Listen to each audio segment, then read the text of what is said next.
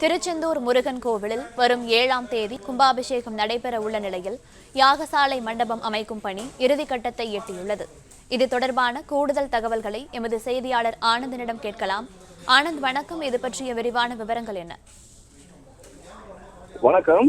திருச்செந்தூர் அருள்மிகு சுப்பிரமணிய சாமி திருக்கோவில் முருகப்பெருமானின் அறுபடை வீடுகளில் 2ஆம் படை வீடாக போற்றப்படுகிறது. இந்த கோவிலில் 12 ஆண்டுகளுக்கு ஒரு முறை நடைபெறக்கூடிய கும்பாபிஷேகமானது வருகிற ஜூலை 7ஆம் தேதி நடைபெற உள்ளது. இதற்காக கோவிலில் பல்வேறு கட்ட பணிகள் நடைபெற்று வருகிறது. சுமார் 8000 சதுர அடியில் பிரம்மாண்ட யாகசாலை பந்தல் அமைக்கும் பணி கடந்த 15 நாட்களாக நடைபெற்று வருகிறது. இதில் 76 குண்டங்கள் அமைக்கப்பட்டுள்ளது.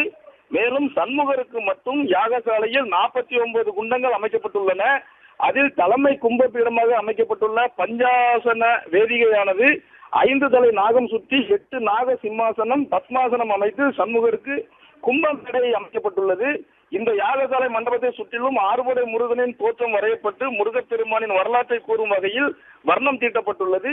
தற்போது இந்த பணியானது கோல்டு நிற பேப்பர் ஒட்டப்பட்டு இறுதிக்கட்ட பணிகள் தற்போது நடைபெற்று வருகிறது.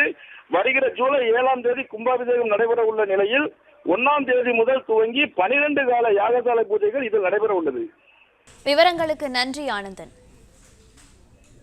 பிளே ஸ்டோர் மற்றும் ஆப் ஸ்டோரில் இருந்து பாலிமர் செயலியை QR கோடு மூலம் பதிவிறக்கம் செய்யுங்கள்.